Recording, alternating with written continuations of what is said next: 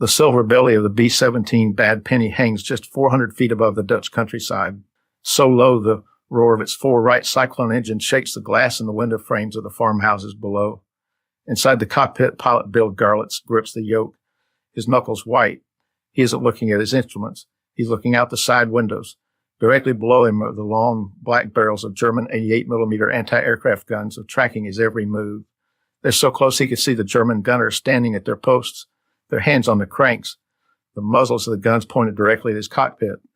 Garlitz knows that if they fire, he's a dead man before he can even think of bailing out. Even still, there are no parachutes on board anyway. At this height, they'd never open. The bomb bay doors creak open, but today they aren't carrying 500-pound high explosives.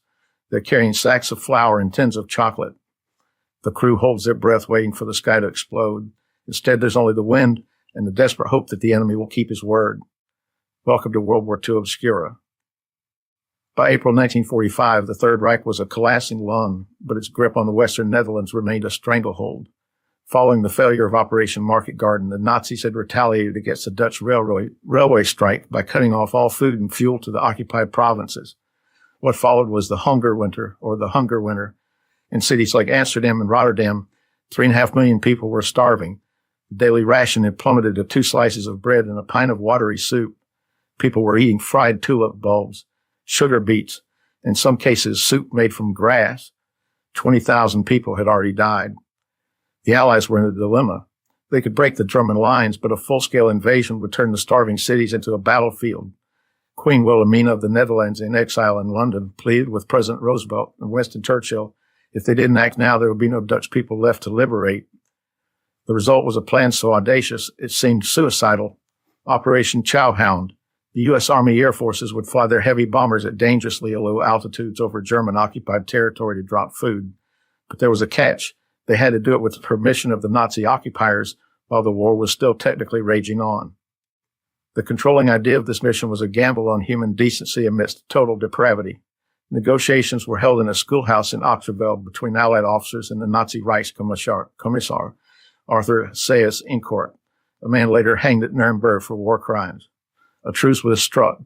The Germans agreed not to open fire on the bombers as long as they flew within specific food corridors at strictly defined altitudes and speeds. But for the air crews of the 8th Air Force, the word of a Nazi was worth very little. On May 1st, 1945, the mission began in earnest. Imagine the scene inside a B-17 Flying Fortress. The waste guns had been removed to save weight. The bomb racks were stuffed with burlap sacks filled with flour, margarine, cheese, and tins of Spam. And the crews were told to man their guns, but not to fire unless fired upon.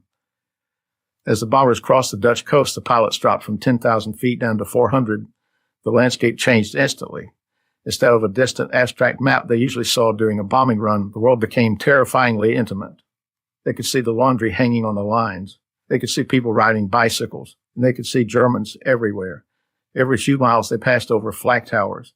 The German soldiers stood there watching the massive B-17s roar on by at treetop level. One pilot, Joe Martin, recalled seeing the German gunners actually following his plane with their barrels, the fingers twitch away from vaporizing him. The tension was a physical weight felt in the cockpit. But then the perspective shifted again.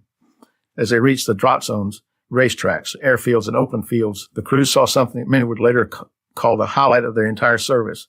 The ground was moving. Thousands of people were running toward the drop zones. On the roofs of Amsterdam and The Hague, people were waving white sheets and flags, and even their coats. In tulip fields, Dutch boys had used the flowers they hadn't yet eaten to spell out massive messages in the dirt. Thanks, boys, and many thanks. One of those watching from the ground was a 14-year-old named Audrey Hepburn. She would later describe the sound of the low-flying bombers as a miracle. She recalled how the smell of the food, the real rich scent of flour and chocolate, seemed to fill the air even before the sacks hit the ground. For the crews in the air, the sight of the starving population cheering them on was a profound reversal of their usual experience. They weren't bringers of death today. They were life givers. The drops themselves were chaotic because they were flying so low they didn't use parachutes. The burlap sacks were simply free drops. 10-pound tins of chocolate and bags of flour came screaming out of the bomb bays at 130 miles per hour. If a sack hit someone, it could be fatal. On the ground, people had to be held back by the Dutch police and even German guards to keep them from being crushed by the falling manna. In some cases, the sacks burst on impact, covering the fields in a fine white powder of flour. Surviving people didn't care. They crawled into the grass, scooping up the flour with their bare hands, eating it raw. The mission continued for 8 days.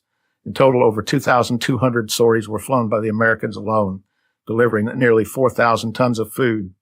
There were moments where the truce nearly broke. Sporadic small arms fire from nervous German units hit a few planes, but the Allied pilots showed incredible restraint, refusing to fire back. They knew that a single stray bullet from a B-17 could end the mission and doom a million. Operation Chowhound ended on May 8, 1945, VE Day.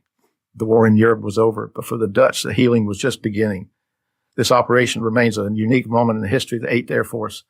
These men who spent their years raining destruction on German cities found their greatest sense of purpose in a mission where they never fired a shot. The legacy of Chowhound is more than just the lives it saved in the spring of 1945. It proved that the humanitarian airlifts were possible on a massive scale, serving as a direct precursor and blueprint for the Berlin airlift just 3 years later. It revealed a fundamental truth about humanity, that even in the darkest, most violent hours of history, individuals can choose to prioritize life over the objectives of war. The tulip fields have long since been replanted, and the B-17s have all flown into history. But the story of the Mercy bombers reminds us that sometimes the most courageous thing a soldier could do is put down his weapon and open his hand. If you want to see more forgotten stories, hit like, subscribe, and leave a comment with a person or mission you think I should cover next. Thank you for watching, and remember, history is larger than we could ever imagine.